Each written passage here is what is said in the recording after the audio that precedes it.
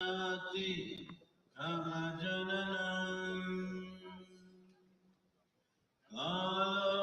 न जानाति तमसमापनम्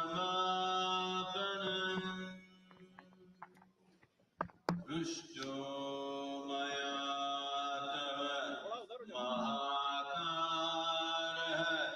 Yogeshwar कालकाल Yogeshwar कालकाल.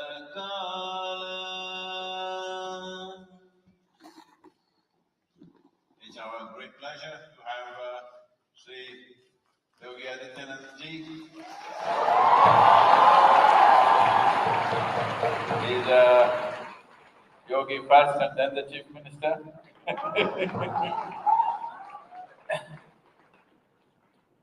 Well, in a state so large and with multiple issues and possibilities, how a very determined hand has been turning the state around for the last 5 years is something that we have closely watched. Generally, I'm not saying this as an insult, generally people in southern India believe, oh, UP cannot be fixed. You, I'm talking about you. But definitely the significant change that's happening in the state is phenomenal. And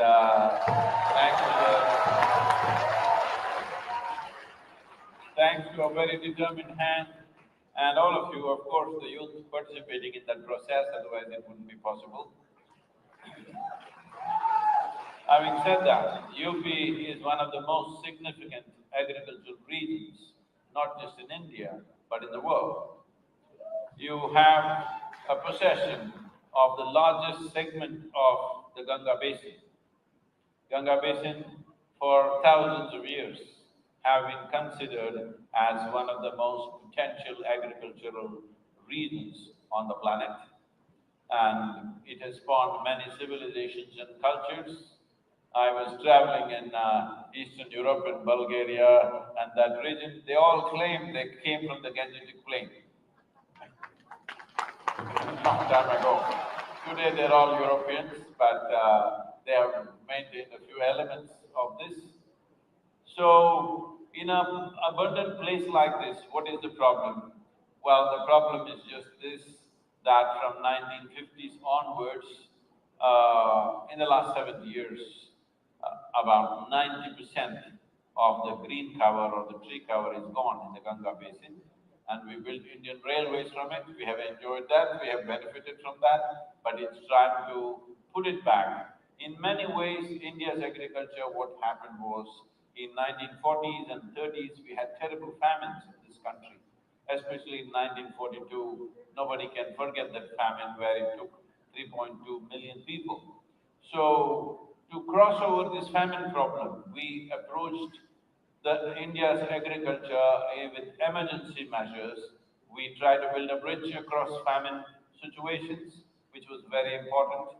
Many of us are alive today because of that, those steps that were taken. But it was a bridge. If you get onto a bridge, somewhere you have to get off the bridge. If you stay on the bridge for too long, that means it's a bridge to nowhere. That is what has happened. Our Green Revolution was an effort to see that there were no famines in the country, which we managed to do that because since 1960s there's never been a famine in this country. There have been bad agricultural years, that's about it, but we have never had a famine. People have not starved because of lack of food. Such a thing has not happened, which is a great achievement, and we must remember when we got freedom or independence in 1947, the average life expectancy of an Indian was 28 years. Today, we are close to 74 years, which is a significant achievement for this nation. This achievement has been possible because of many aspects. There are many aspects like vaccination processes, medical care and everything, but the most important aspect is that we managed to produce food for 1 billion people. In the process, In that process, thanks to our farmers without much technology or infrastructure, just with intrinsic traditional knowledge, they managed to produce food for this nation for such a large growing population. But at the same time, this pressure of population, when I say pressure of population, we have only 4% of the world's land, but 17.6% of the world's population. This is a tremendous pressure. Unless we manage our lands, particularly our soil, in a very smart way, future generations will suffer immensely, but this is not a reality only with our country. There is not a single nation in the entire world which has an average of minimum 3% organic content. This is the reality. The highest organic content in the world average is the Northern Europe, which is 1.48%. Southern Europe is 1.1%. United States is 1.25%. Africa is 0.3%. India's average is 0.68%, but nearly 60% of the land is below 0.5%. And much of that land, or large tracts of that land, are also in Uttar Pradesh. It is I beseech the Chief Minister to, I've already spoken to the Prime Minister about this, and we have given this document, which is a handbook for making policy. The most important thing that needs to happen is we need to separate soil from other ecological concerns that we have. We have fossil fuel emissions, we have carbon sequestration from the thing, air pollution, water pollution. There are many issues. All of them are significant issues. I am not trying to say they are not significant. But soil is of existential significance. It is an existential issue. Right now, for the first time in the history of humanity, the top scientists in the world are using the word extinction in relationship with soil. They're talking about soil extinction. Whenever we use the word extinction, we always thought of a dinosaur or a dodo or some animal that disappeared long time ago. But now we are talking about soil extinction. We must understand who we are is soil. Everything that you have seen as life around you, from the tiniest of worm to insect to bird to tree to animals to human beings, everything comes from the soil, which is just 15 to 18 inches. This 15 to 18 inches of topsoil is the cream of this planet. It is so invested in life that it is zillions of lives, millions of species. The top soil scientists in the world are openly admitting that they know less than 1% of the species present in the topsoil. When you know less than 1%, you should not mess with it. What has been shocking for me in the last 2.5 years as I met various agricultural ministries around the world is 85% of the agricultural ministries in the world refer to soil or treat soil still as an inert substance. They are not seeing it as a living platform. Soil is the largest living system, not only on this planet, in the known universe. This is the largest living system. There is nothing like soil anywhere in the whole universe. Even if you sow death, it sprouts life. This is the magic of soil. Here in this country, we call it our mother. We refer to soil as our mother because we intrinsically understood soil is the mother of our mothers. Everything has come from this, everything that we consider as life. Not only today in the form of food and survival, even in our evolution. Our evolution has happened only because of what is happening in these 15 to 18 inches of soil organisms. In the sense, somewhere approximately 1 billion years ago, a few organisms like algae and fungi started learning how to manufacture their food using the perpetual energy of the sun. This phenomena today we refer to as photosynthesis. Before photosynthesis as a phenomenon manifested on this planet, the oxygen levels in the atmosphere were just around 1%. Today it is 21%. You and me are breathing because of this 21% oxygen level. It's not only about today's survival, Complex life on this planet became possible only because of 21% oxygen in the atmosphere. If that oxygen level goes down, we will not be able to survive, nor would have life evolved to the complexity that it has in the form of you and me. But in the last 1,000 years, we have removed 85% of photosynthesis on the planet. What is our plan? India should take a lead because forever we have called soil as mother. In India, Uttar Pradesh, which is the largest tract of land and the most agriculturally prolific land, must take the lead, and especially when you have a yogi. Let me, let me, let me, let me tell you what is a yogi. Not somebody who sits like this and does nothing. That is not a yogi. A yogi means one who is in union. Right now, are you breathing, all of you? Check and tell me, don't just scream. Because one day you will not be breathing. You are breathing. So you are in yoga, you are in union with the atmosphere. Did you eat something today? So you are in union with the soil that you walk upon. So you're already in yoga because your existence is yoga. This life cannot happen without being in union with everything. It is always like this. So everybody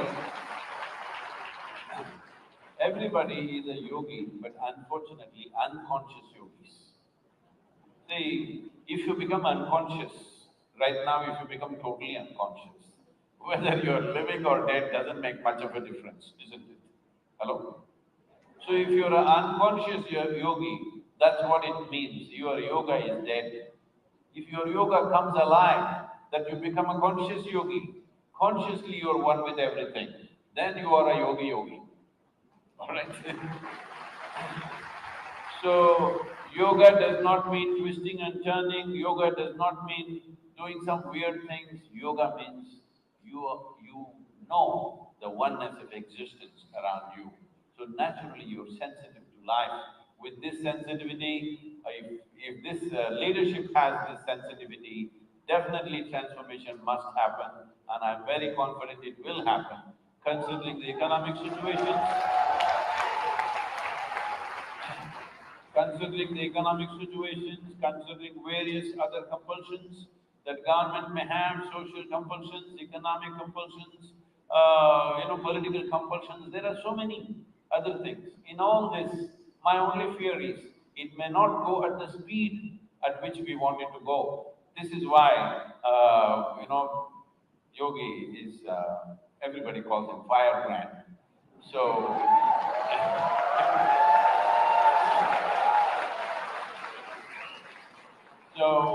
with this much fire, UP should go at the fastest pace in the country so that it becomes a lead for every other state. You cannot go at slow pace because you got Ganga, sir. You have Ganga serving you, so you cannot go at a slow pace. You must go much faster. I know there are many other challenges to be addressed as leadership. Considering all that, you must go at the best possible pace that situations allow you. I know your heart is in this. We want people to support this. This is why I'm trying to move 60% of the people, at least 60% of the adults should stand up and say this. All of you must understand, governments are not elected to do fantastic things. Governments are elected to fulfill people's mandate. Where is the mandate? Where have you given the mandate for long-term well-being of the state or this nation? You're always asking 2 rupees reduction in petrol price, 1% reduction in your income tax. You're getting those things. Unless you stand up and ask for long-term well-being of your state, long-term well-being of your children, the future of your children, and the future of future generations, if you don't stand up and voice that, how can leadership invest in long-term well-being of the nation or the state? So this is what the Save Soil movement is about, to get you up. It's not just your vote. In a democratic nation, your voice is important. This is not an agitation. This is not a protest. This is not an expression of anger or resentment because we clearly understand every one of us, knowingly or unknowingly, are partners in this destruction. The only way around is every one of us become partners in the solution. There is simply no other way. Now, in this society, it is going on everywhere, drama all over the world. We have found thousand different ways as to how we can differentiate from each other. Nationality, race, religion, caste, creed, this, that, every damn thing possible. When there is so many differences, and we are super empowered with technologies today, is it not very important that we find some common denominators which are common to all of us? And that is what soil is. We come from soil, we live off soil, when we die, we go back to soil. The only question is, do you realize this now and make a difference, or will you realize this when you're buried? You will anyway get it then, but if you get it now, we can make a difference. We can be that generation which turned back from the brink of a disaster. I want to be that generation. You want to be that generation?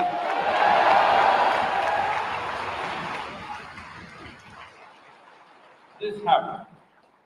Let me tell you a small story. This happened. This happened in 2016. A few scientists sought appointment with God. They got it and they went there.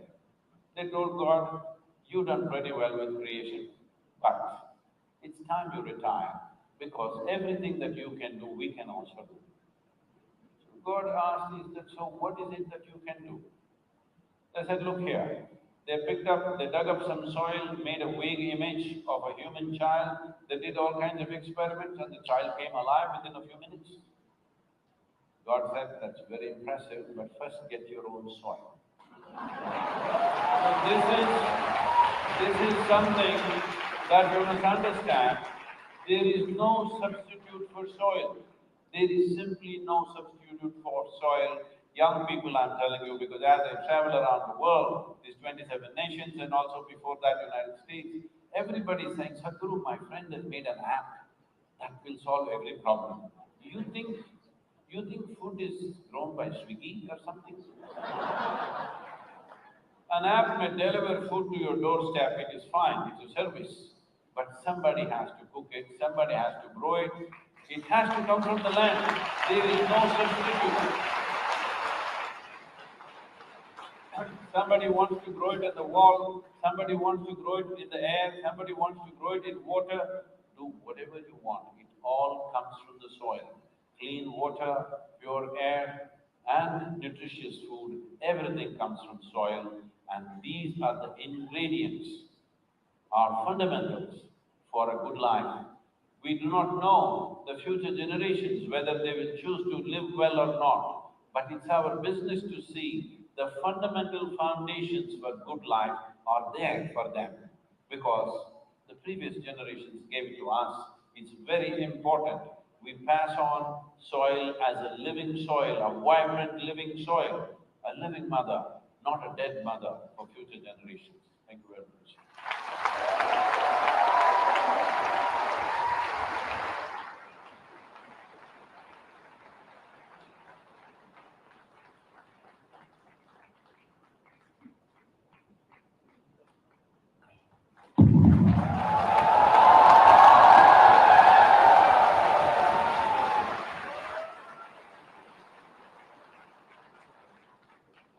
Save soil.